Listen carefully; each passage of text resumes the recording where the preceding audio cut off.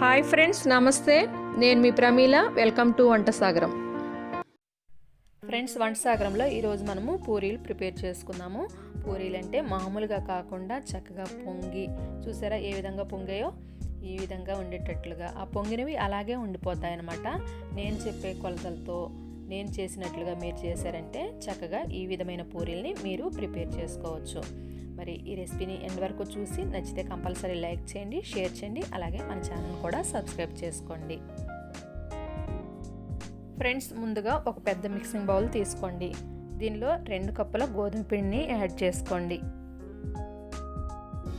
పూరీలు పొంగిన తర్వాత మెత్తపడకుండా అలాగే ఉండాలి, పులుసుగా ఉండాలి అనుకుంటే ఇప్పుడు బొంబాయి రవ్వని 1 టేబుల్ స్పూన్ని యాడ్ చేసుకోండి. దీన్ని సూజీ అని కూడా అంటారు.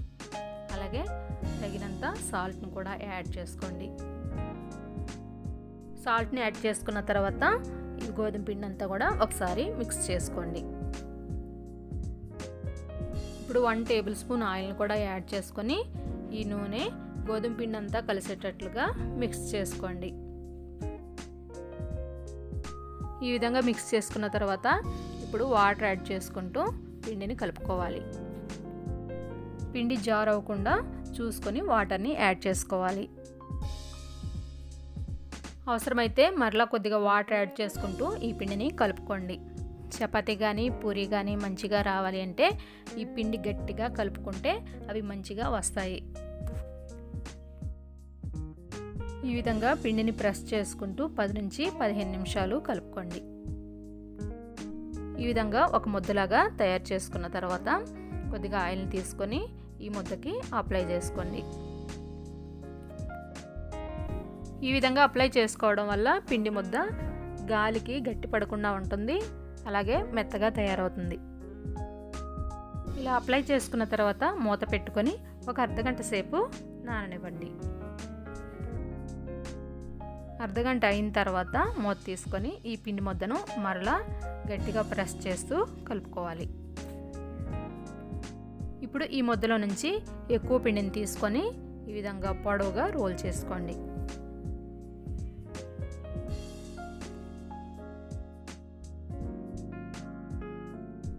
పూరీలు ఒకే సైజులో రావాలి అంటే చాకు తీసుకొని 2 చివర్లా కట్ చేసి ప్రక్కన పెట్టేసుకొని మిగిలిన భాగాన్ని చిన్న చిన్న ముక్కలుగా సమానంగా కట్ చేసుకోండి. ఇప్పుడు వీటిని చేతుల్లోకి తీసుకొని ఈ విధంగా రౌండ్గా బాల్స్ లాగా తయారు చేసుకోండి. ఈ గోధుమ పిండి బాల్స్ అన్ని కూడా ఒక బౌల్లోకి తీసేసుకొని ఈ పీట మీద కొద్దిగా గోధుమ పిండిని చల్లుకోండి. ఇప్పుడు ఒక్కొక్క పిండి ముద్దను తీసుకొని ఈ పీట మీద ఉన్న గోధుమ పిండికి అంటించి చపాతీలాగా కర్రతో ఒత్తుకోండి.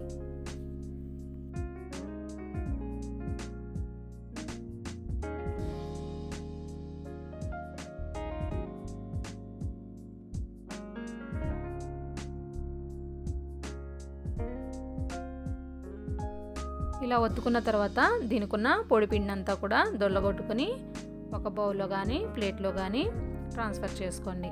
ఇదే విధంగా మిగిలిన అన్ని ముద్దల్ని కూడా ఒత్తుకొని వాటిని కూడా రెడీ చేసి పెట్టుకోండి. తర్వాత వీటితో పూరీల్ని పొంగించుకోండి. దీనికోసం స్టవ్ మీద ఒక కడాయి పెట్టుకొని డీప్ ఫ్రైకి సరిపడా ఆయిల్ని యాడ్ చేసుకోండి. ఆయిల్ బాగా హీట్ ఎక్కిన తర్వాత మనం తయారు చేసి పెట్టుకున్న ఈ పూరీల్ని ఒకదాని తర్వాత ఒకటి అందులో యాడ్ చేసుకుంటూ పొంగిన తర్వాత వాటిని ప్లేట్లోకి ట్రాన్స్ఫర్ చేసుకోండి. ఆయిల్ మరిగిందండి. ఇప్పుడు నేను ఒకదాన్ని యాడ్ చేస్తున్నాను. యాడ్ చేసిన తర్వాత గరిటతో దాన్ని ఈ విధంగా కొడుతూ ఉండండి. అలా కొడుతున్నప్పుడు అది పైకి పొంగుతుందన్నమాట. చూసారు ఏ విధంగా పొంగిందో. దీన్ని రెండో వైపు కూడా త్రిప్పుకొని 2 వైపులా బాగా కాలిన తర్వాత దీన్ని ప్లేట్లోకి ట్రాన్స్ఫర్ చేసుకోండి. ఇదే విధంగా మిగిలిన వాటిని కూడా తయారు చేసుకోండి. ఈ పూరీల్ని కర్రీతో తీసుకున్నట్లయితే చాలా టేస్టీగా ఉంటుంది. పూరీ కర్రీని ఏ విధంగా ప్రిపేర్ చేసుకోవాలో డిస్క్రిప్షన్లో లింక్ ఇస్తున్నాను, దాన్ని కూడా ఒకసారి చూసి ట్రై చేయండి. ఫ్రెండ్స్, ఈ రెసిపీ మీకు నచ్చినట్లయితే కంపల్సరీ లైక్ చేసి షేర్ చేయండి, అలాగే మన ఛానల్ని సబ్స్క్రైబ్ చేసుకోవడం మర్చిపోకండి. Thanks for watching.